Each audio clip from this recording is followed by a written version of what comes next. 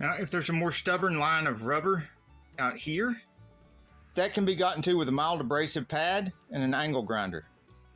Now, if you don't have air compressor or you don't have those pads, I have polishing pads, wool polishing pads, and a cordless angle grinder. And watch this.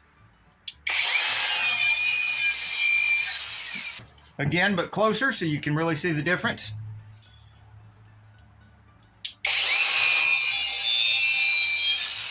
That quick, that easy.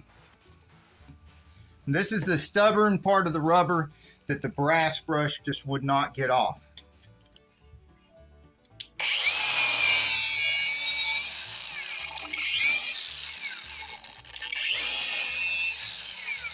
And I'm not putting any pressure at all. I'm barely touching this thing.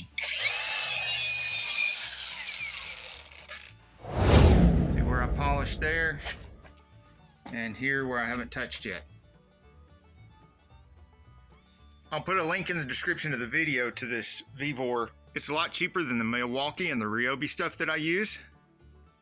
And the cheapest way to get the pads is not to buy them individually, but to get them in a kit, because it comes with several pads of different grits and wax bars that are polishing compound, and a guide telling you what the grit differences are.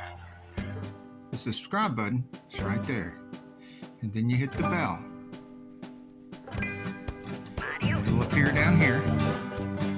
Hit all. To see links in the description of the video, look below the video, you'll see more, and then the description pops up. To make the description go away after you've scrolled through and found the links that you want, the X. Do hit like. Hey, if you like this video, we got a whole lot more. We've got tool reviews, we've got repair videos, we've got show car videos, hot rods, mod rods, you name it. If it's got wheels on it and an engine, it's probably on this channel. So subscribe, like, and binge watch Saneauto. Binge watch Saneauto.